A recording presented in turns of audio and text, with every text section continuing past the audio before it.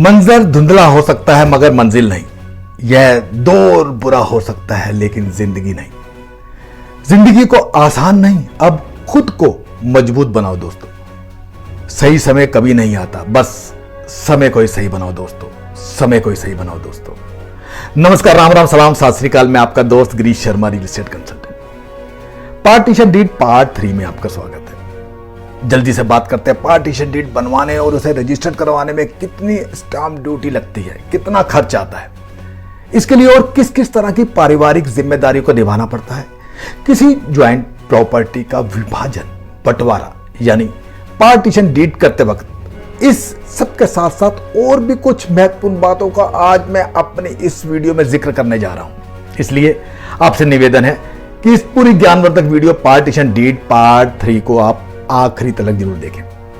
मैं यकीनन यह कह सकता हूं कि इस वीडियो में मेरे द्वारा बताई जानकारी आपके बहुत काम आ सकती है। For property related tips, press the bell icon and subscribe to the channel so that you never miss a video from Property Tips by Girish Sharma. दोस्तों, अपनी पिछली वीडियो पार्टीशन डीड पार्ट 1 और पार्ट 2 में मैंने आपको बताया था कि पार्टीशन डीड को रजिस्टर्ड करवाना जरूरी है या नहीं, इसे भविष्य में चैलेंज या कैंसिल करवाया जा सकता है या नहीं, और अगर कोई को ऑनर पार्टीशन डीड बनवाने पर सहमत ना हो तो फिर क्या किया जाए। दोस्तों, अगर किसी कारणवश आप partition deed part 1 and part 2 नहीं देख पाए हो तो आपसे अनुरोध कि आप इन दोनों वीडियोस को भी जरूर देखें। मैं उन दोनों वीडियोस का लिंक भी नीचे डिस्क्रिप्शन में दे रहा हूं।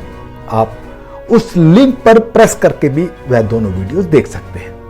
वैसे मैं इस ज्ञानवर्धक विषय पर सन 2012 में एक आर्टिकल भी लिख चुका हूं, जो कि उस समय कई अलग अलग समाचार पत्र और पत्रिकाओं में प्रकाशित हुआ था। आप उसे भी मेरे फेसबुक पेज शांति प्रॉपर्टीज पर जाकर देख सकते हैं। अब बात करते हैं कि पार्टीशन डीड को बनवाने में, उसे रजिस्टर्ड करवाने में खर्च कितना आता है। दोस्तों, वैसे तो हर राज्य में उस राज्य के हिसाब से अलग अलग स्टाम्प ड्यूटी पे करनी पड़ती है, लेकिन दिल्ली के साथ साथ अधिकतर राज्यों में इसके लिए 3% अर्थात उस राज्य में वहां के सर्कल रेट के हिसाब से उस प्रॉपर्टी की कुल कीमत का 3% स्टाम्प ड्यूटी के रूप में देना होता है।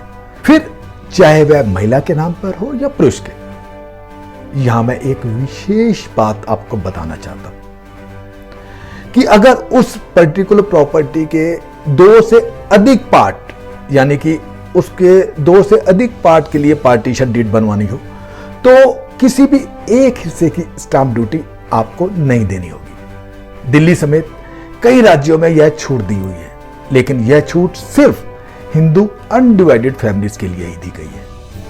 इससे फायदा यह होता है कि पार्टीशन के दौरान उस प्रॉपर्टी का जो सबसे बड़ा भाग होता है, जिस पर की सबसे ज्यादा ड्यूटी बनती है, परिवार के लोग अक्सर आपसी सहमति से उस हिस्से की ड्यूटी बचा लेते हैं। उसके अलावा डॉक्यूमेंट राइटर या एडवोकेट की जो फीस है वो अलग से देनी होती है।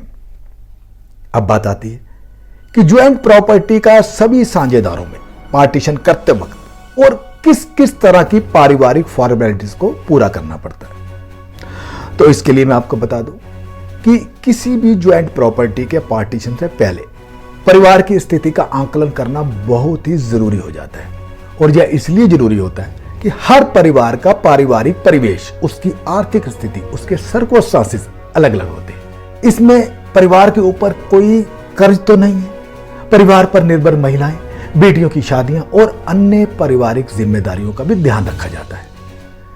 परिवार में यदि कोई समझदार व्यक्ति हो तो यह सब जिम्मेदारियों का वह आसानी से समर्थता अनुसार सब में बराबर बराबर बांट देता है, जिससे कि किसी एक व्यक्ति या किसी एक परिवार पर ही इस सब का आर्थिक बोझ ना पड़े।